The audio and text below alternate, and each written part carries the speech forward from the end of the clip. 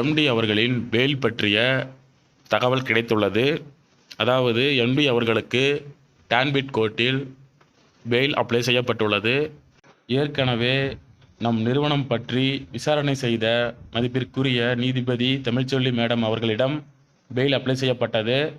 நீதிபதி அவர்கள் டான்பிட் கோர்ட் மற்றும் ஐகோர்ட் இரண்டிற்கும் நீதிபதி என்பதால் அவருக்கு இந்த பெயில் விசாரிக்க நேரம் கிடைக்கவில்லை என்ற தகவலும் கிடைத்துள்ளது.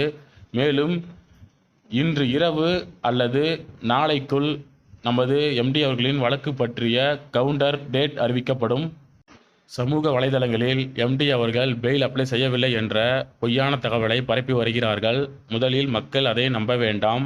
எம்டிக்கு பெயில் அப்ளை செய்யப்பட்டது உண்மை. அதுவும் சிறப்பு நீதிமன்றத்தில் பெயில் அப்ளை செய்யப்பட்டது. மேலும் எம்டி அவர்கள் வெளியே வந்தவுடன் உடனடியாக ரிட்டர்ன் ஆஃப் ப்ராப்பர்ட்டி, அதாவது கம்பெனியின் சொத்துக்களை திரும்ப பெற வழக்கு கொடுக்க போவதாகவும் தகவல் வந்துள்ளது.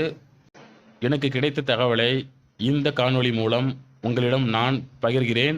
மேலும் விளக்கமான காணொளி, எம்டி அவர்களின் பெயில் பற்றிய விளக்கமான காணொளி இன்று கேடிவி கார்த்திக் பிள்ளை யூடியூப் சேனல் மூலமாக நம் அனைவருக்கும் தெரியும்.